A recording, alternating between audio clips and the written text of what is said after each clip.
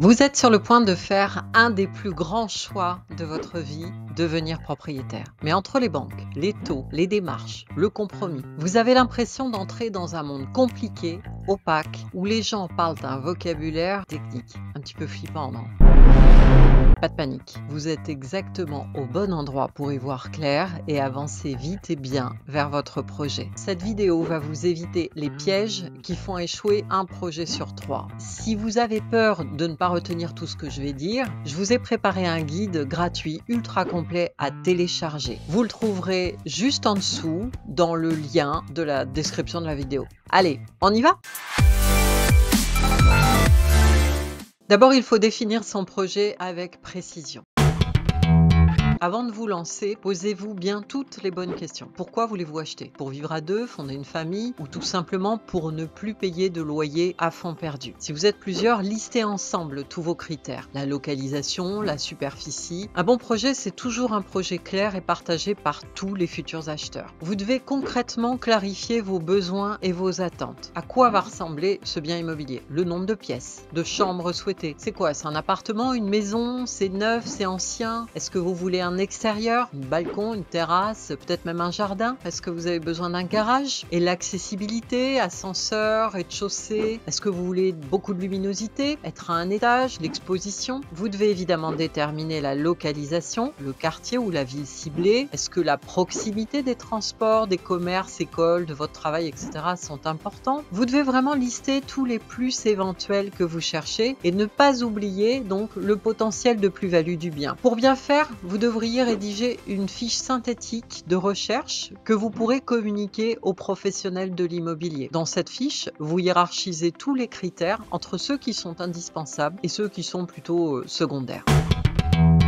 La deuxième étape, ça va être d'évaluer votre budget et votre capacité d'emprunt. Il est essentiel de savoir combien vous pouvez emprunter selon vos revenus et vos charges. Vous devez déterminer votre apport personnel maximum et pour ça, faire le point sur tout ce que vous pouvez mobiliser comme économie immédiatement. Vos livrets, vos placements. Il faudra connaître vos revenus mensuels nets, additionner tous vos revenus réguliers, les salaires, les revenus locatifs. Attention, les banques ne les retiennent qu'à 80%. Listez vos charges, vos dettes actuelles et d'éventuelles pensions alimentaires. Pour estimer votre capacité d'endettement, la règle à retenir en fait, c'est que les mensualités du crédit recherché ne doivent pas dépasser 35% de vos revenus nets mensuels avant impôt. Vous pouvez parfaitement utiliser des simulateurs de capacité d'emprunt en ligne pour avoir une idée sur le calcul. Au moindre doute, je vous invite à consulter un courtier en crédit. Vous devrez estimer le montant global de votre projet. Ça inclut le prix du bien, les frais de notaire, les frais d'agence immobilière s'ils sont mentionnés à charge de l'acheteur, le coût éventuel des travaux, des frais d'ameublement, des assurances obligatoires et le coût d'une garantie, une hypothèque sur le bien ou une caution d'une société mutuelle. Prévoyez toujours une marge de sécurité sur votre budget. Vous devrez conserver une épargne de précaution après l'achat pour les imprévus ou les dépenses courantes. Vous devrez préparer tous vos justificatifs, donc les fiches de paye, les avis d'impôt, les relevés bancaires, justificatifs d'épargne,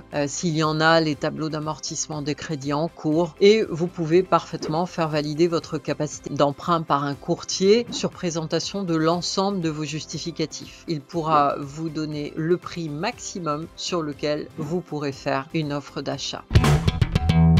Voilà, ça y est, c'est le moment de partir à la chasse au bien idéal. Vous devez utiliser vos critères comme filtre, sinon vous allez vous perdre. Privilégiez certains quartiers, anticipez vos besoins futurs. N'oubliez pas de prendre des notes lors des visites parce que vous risquez de vous y perdre un peu. Vérifiez surtout les diagnostics qui sont obligatoires dès la mise en vente. Renseignez-vous sur les charges de copropriété et n'hésitez pas à poser toutes vos questions au vendeur et à l'agent immobilier éventuel. Vous devriez préparer votre organisation de recherche, programmer des alertes sur les grands sites immobiliers pour être averti des nouveautés en temps réel. Il est aussi possible d'explorer les réseaux sociaux, les groupes locaux, le bouche à oreille, les panneaux à vendre lorsque vous vous déplacez sur le terrain. Multipliez vos sources, les sites de particuliers, agences immobilières, analysez le marché local, consultez la fourchette des prix au mètre carré sur des secteurs ciblés, évaluez l'écart entre les prix d'annonce et les prix de vente réels, soyez très attentif à la dynamique du quartier. surveiller les évolutions urbaines, les nouveaux projets en mairie. Renseignez-vous sur la proximité des transports, commerces, espaces verts, toutes les nuisances. Vérifiez l'environnement à différentes heures. N'hésitez pas à solliciter tous les professionnels, agents immobiliers, chasseurs de biens. Alors optimisez vos visites, il va falloir être organisé là aussi, préparer les checklists, tout ce que vous allez devoir inspecter. Posez toutes les questions utiles. Pourquoi le vendeur met en vente? Depuis combien de temps c'est sur le marché? Quel est le montant des charges de copro? Est-ce qu'il y a des travaux à prévoir? Est-ce qu'il y a les diagnostics? Combien coûte la taxe foncière? De préférence, visitez à plusieurs, à des heures différentes, multipliez les visites pour comparer. Surtout, ne précipitez pas votre décision. Prenez le temps de bien réfléchir, de bien vous informer avant de vous engager. Ne vous laissez pas embarquer sur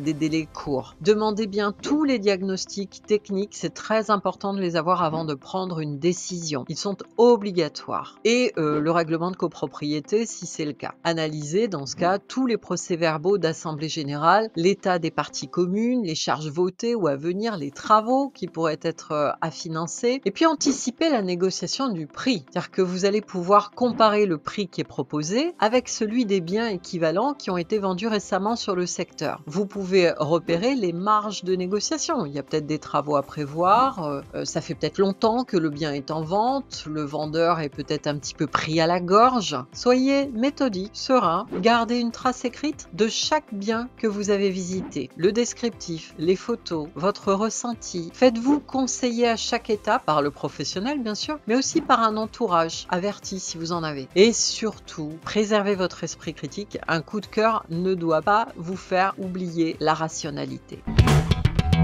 Pour la quatrième étape, vous devez constituer un dossier de financement solide, c'est-à-dire montrer aux banques que vous êtes fiable. À cette étape, vous avez le choix entre faire vous-même toutes les démarches de recherche de financement ou bien mandater un courtier en crédit immobilier. Quels sont les avantages à faire vous-même et notamment à passer par votre banque directement? Peut-être que vous avez instauré une relation de confiance depuis longtemps et il a une connaissance historique de votre profil qui va pouvoir faciliter la prise de décision ou la négociation de certains frais. En principe, votre banque a déjà vos documents principaux parce qu'elle a une obligation de connaissance de ses clients. Donc si votre dossier est à jour, ça peut clairement accélérer le traitement administratif. Et pourquoi pas avoir un accompagnement sur mesure. Si vous avez un conseiller clientèle que vous connaissez, qui est expérimenté, les avantages que vous avez à passer par un courtier en crédit immobilier, c'est différent bien sûr. Vous allez avoir accès à de nombreuses offres bancaires. Le courtier va interroger plusieurs banques. Il commencera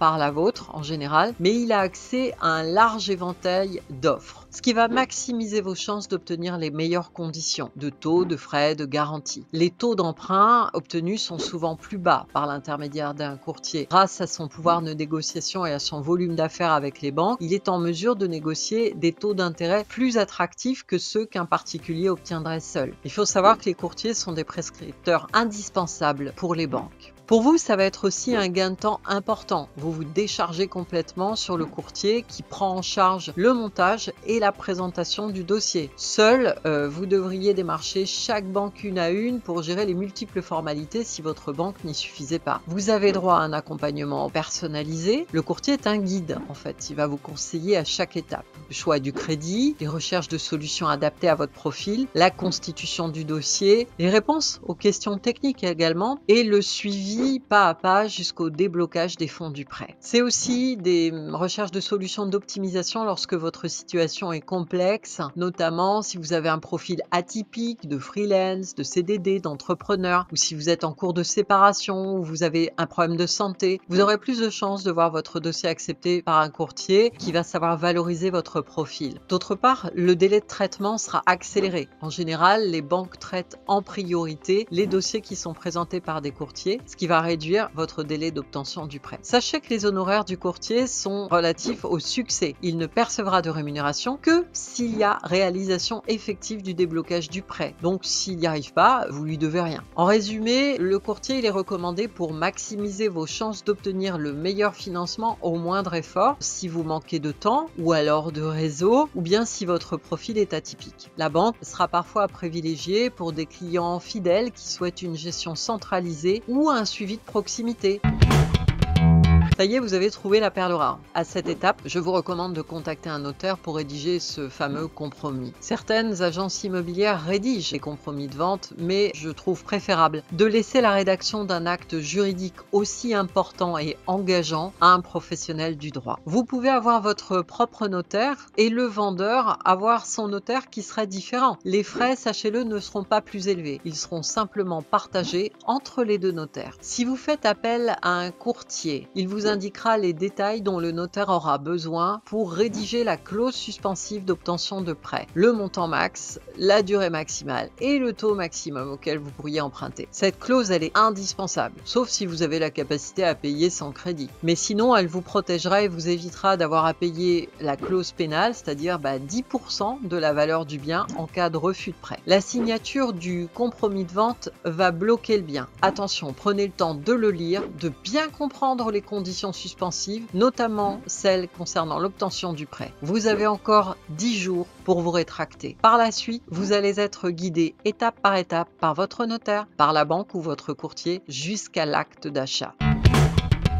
Voilà, il me reste à vous donner quelques derniers conseils pratiques pour éviter les erreurs. Bien surtout, ne vous laissez pas aveugler par l'excitation, restez rationnel sur votre capacité à rembourser. Ne brûlez pas les étapes sans bien étudier le marché. Faites-vous accompagner idéalement par un courtier, un agent immobilier, un notaire. Prenez le temps de relire tous les documents et de vous poser toutes les questions. Voilà, vous savez maintenant tout pour aborder l'achat de votre première maison ou appartement avec confiance. De la définition du projet à la remise des clés, chaque étape compte et les bonnes décisions d'aujourd'hui feront votre tranquillité de demain. Téléchargez nos outils gratuits en description. Ne laissez pas passer votre rêve. Une bonne préparation, c'est la clé pour devenir propriétaire sereinement. Ciao!